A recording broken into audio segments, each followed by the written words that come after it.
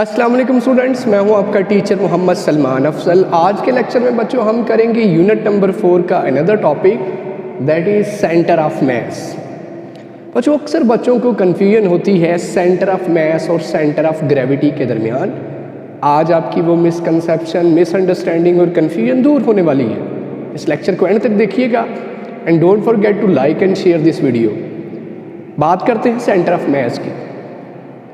देखिए, centre of mass हर body के पास मौजूद होता है। मेरा जो वजूद है इसका भी एक सेंटर ऑफ मास है।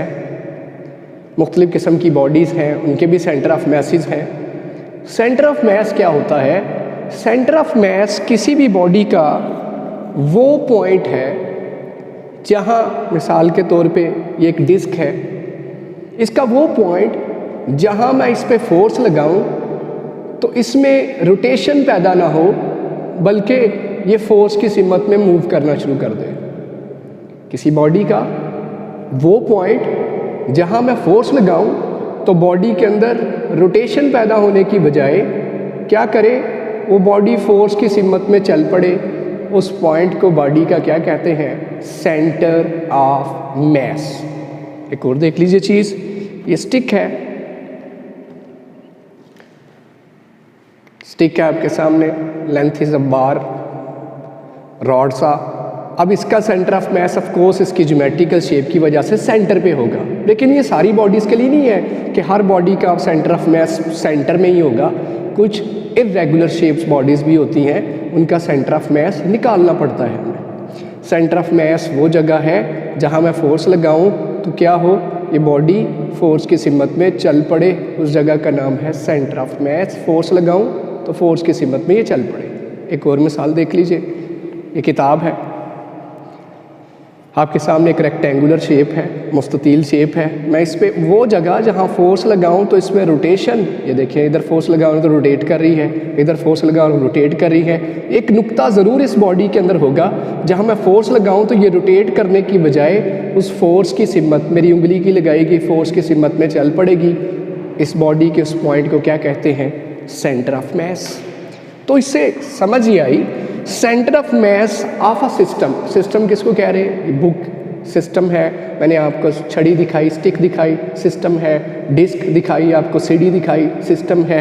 ये मार्कर एक सिस्टम है। Centre of mass of a system is such a point, ये एक ऐसा पॉइंट है वेयर एन अप्लाइड फोर्स, जहाँ फोर्स लगाई जाए तो क्या होता है? Causes the system to move without rotation. जो सिस्टम को क्या करती है, उस जगह पे लगाएगी फोर्स, सिस्टम को मूव करवाती है लेकिन रोटेट होने नहीं देती। उस जगह पे लगाएगी फोर्स, क्या करेगी? Causes the system to move, system को मूव करवाएगी लेकिन रोटेट नहीं करवाएगी। अगर सेंटर ऑफ मास से हट के फोर्स लगाई तो बॉडी, सिस्टम क्या करना शुरू कर देगा? रोटेट करना शुरू कर देगा। आइए देखते हैं मिसालों के ज़रिए, जो टेक्स्ट बुक के अंदर एग्जांपल्स हैं और भी इससे हट के एग्जांपल्स मैंने आपको दी हैं। आइए इनको एक्सप्लेन करते हैं। मिसाल के तौर पे बच्चों, हमारे पास एक रेक्टेंगुलर बार है, जैसे कि मैंने आपको दिखाया अभी, ये रॉड था। इसकी ज्योमेट्रिकल शेप की वजह से, इसका जो सेंटर है 1 मीटर का है तो 0.5 मीटर इधर, 0.5 मीटर इधर। मुझे श्योर है कि इसके यहाँ पे कहीं एक पॉइंट होगा जहाँ मैं क्या लगाऊँ? फोर्स लगाऊँ तो ये फोर्स की सिमत में चल पड़ेगा, रोटेट नहीं करे। अगर मैं इससे दाएं या बाएं फोर्स लगाई तो ये क्या करना शुरू कर देगा? रोटेट। लेफ्ट या राइट फोर्स लगाई तो ये क्या करना शुरू कर देगा? रोटेट। लेकिन सेंटर ऑफ मास पे फोर्स लगाई तो ये क्या करेगा? ये रोटेट नहीं करेगा बल्कि फोर्स की डायरेक्शन में चल पड़ेगा। इसका मतलब अगर सेंटर ऑफ मास पे फोर्स लगाई जाए तो ऐसे ही है जैसे आप किसी पॉइंट पे फोर्स लगा रहे हो, किसी एक नुक्ते पे फोर्स लगा रहे हो और वो पॉइंट आपकी फोर्स की सिमत में चल पड़ेगा। बिल्कुल ऐसे ही एक्ट करती है पूरी की पूरी बॉडी, पूरे का पूरा सिस्टम, जैसे कि एक पॉइंट पे फोर्स लगाई जा रही है।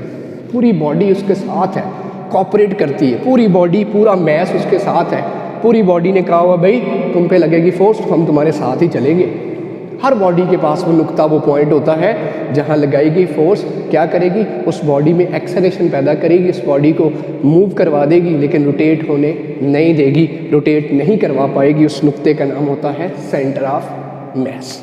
आइए जो टेक्स्ट बुक के अंदर मेंशन एग्जाम्पल है उसको देख लेते हैं। फ़र्ज़ करिए आपके पास एक रिजिड रॉड है। रिजिड रॉड हम जानते हैं एक ऐसा रॉड जिसकी लेंथ चाहे भी तो हम चेंज नहीं कर सकते। वेरी लाइट, बहुत हल्का सा रिजिड रॉड है जिसके साथ हमने दो मैसेज अटैच किए हुए हैं, एक लाइटर मैस और एक हैवी मैस, थोड़ा सा हैवी मैस। ठीक है, जैसे लॉलीपॉप होता है, आपने देखा होगा, उसका छोटा से स्टिक टाइप उसकी होती है, उसके साइड पे लॉलीपॉप लगा होता है। ऐसे ही दोनों साइडों पे लॉलीपॉप हो, एक छोटा सा मैस, दूसरा हैवियर मैस। अब मुझे बताइए इस पे मैं कहाँ फोर्स लगाऊं? जैसे डंबल देखे होंगे आपने, डंबल बनाने के लिए, मसल्स बनाने के लिए डंबल का इस्तेमाल करते हैं, आपने देखा होगा जिम के अंदर। तो वो तो इक्वल साइज़ के दोनों तरफ मैसेज होते हैं। उसका शोर है कि सेंटर ऑफ मैस वो डंबल इस तरह से होता है, आपने देखा होगा, वो डंबल इस तरह से होता है।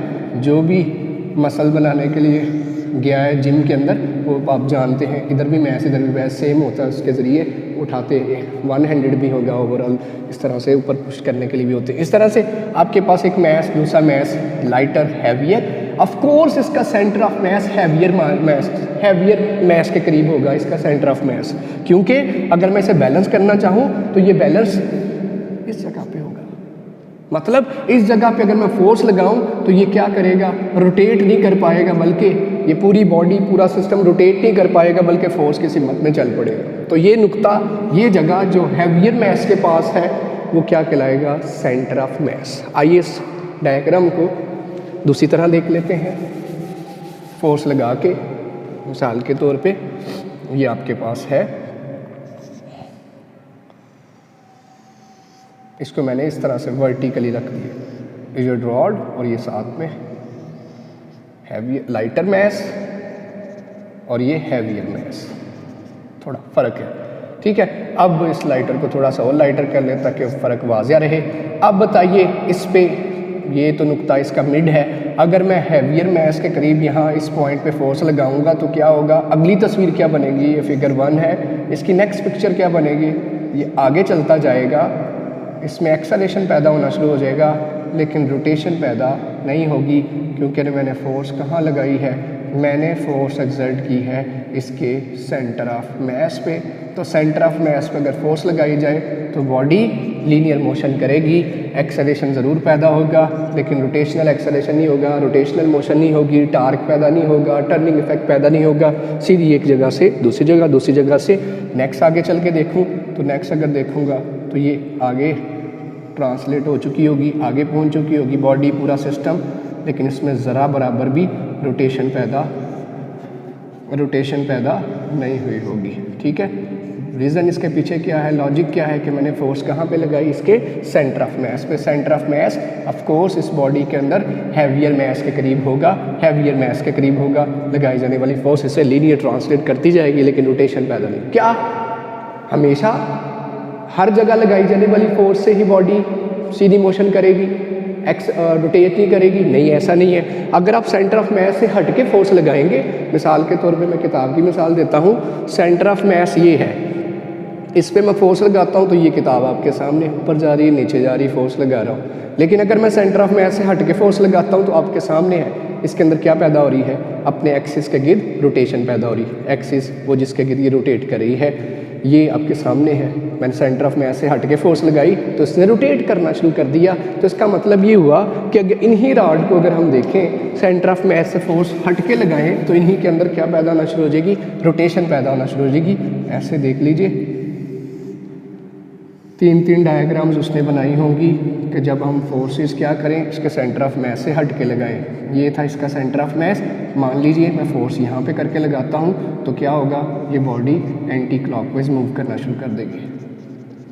ये छोटा मैस है, ये आपके पास हैवियर मैस है। सेंटर ऑफ मैस से हट के फोर्स लगाई तो बॉडी ने इस तरह से मूव करना शुरू कर दिया, और यही फोर्स अगर मैं इस मैस के करीब लगाता तो ये इस तरह से रोटेट करना शुरू कर देती। तो ये बच्चों, इसका मतलब जो नेक्स्ट इसकी डायग्राम बननी है, यहाँ फोर्स लगा के तो वो डायग्राम कुछ ऐसी होगी। अगली तस्वीर में ये रोटेट होके इस पोजीशन पे आ चुका हूँ, क्योंकि मैं सेंटर ऑफ मैस यहाँ था, मैं फोर्स सेंटर ऑफ मैस से दाएं बाएं हट के लगा रहा हूँ, तो नतीजा इसमें रोटेशन पैदा हो रहा है। नेक्स्ट तस्वीर देखो तो कुछ इस तरह से होगी। इसके पीछे रीज़न क्या है, रोटेशन पैदा हो रही है, क्लॉकवाइज रोटेशन पैदा होनी शुरू की क्योंकि मैंने सेंटर ऑफ मास से क्या किया, हट के फोर्स लगाई। तो सेंटर ऑफ मास से क्या पता चला, इसी तरह एक और पिक्चर होगी जिसमें क्या कर रहा होगा, हैवियर मास से मज़ीद करीब सेंटर ऑफ मास से हट के फोर्स लगा रहा होगा तो एंटी क्लॉकवाइज मोशन पैदा होना शुरू हो जाएगी। तो साबित ये होता है हर बॉडी के पास एक नुक्ता है, एक पॉइंट है, एक जगह है जहाँ लगाई जाने वाली फोर्स बॉडी में रोटेशन पैदा होने नहीं देती बल्कि पूरी की पूरी बॉडी को एक्सेलरेट करवा देती है। इसमें मुख्तलिफ बॉडीज़ हैं, हमारे इर्द गिर्द जितनी भी बॉडीज़ हैं, अगर आप चेक करना चाहते हैं उनका सेंटर ऑफ मास कहाँ है, मुख्तलिफ जगहों पे फोर्स लगा के देखिए। जब लीनियर एक्सेलरेशन पैदा होना शुरू हो जाए, ट्रांसलेशनल मोशन पैदा होना शुरू हो जाए, बॉडी सीधा मूव करना शुरू कर दे, इसका मतलब बॉडी का वो नुक्ता उस बॉडी का क्या है, सेंटर ऑफ मास है। रोटेशन वहाँ लगाई जाने वाली फोर्स से उसमें रोटेशन पैदा नहीं हो रही। ये मुख्तलिफ बॉडीज़ हमारे इर्द गिर्द, हम अपने वजूद का सेंटर ऑफ मास निकाल सकते हैं। मोस्ट ऑफन यहाँ हो सकता है बेली बटन पे, या हर बॉडी का, हर बंदे का डिफरेंट जगह पे हो सकता है। ऐसे ही हमारे इर्द गिर्द जितनी भी बॉडीज़ हैं उनके सेंटर ऑफ मासेज होते हैं। मैं उम्मीद करता हूँ आपको ये टॉपिक समझ आया होगा।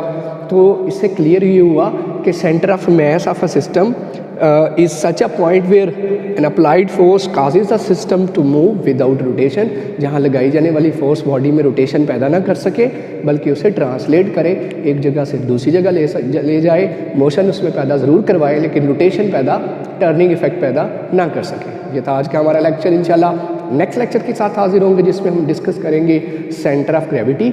जुड़े रहिए इस चैनल के साथ and don't forget to subscribe this channel. इसी के साथ अल्लाह हाफिज़।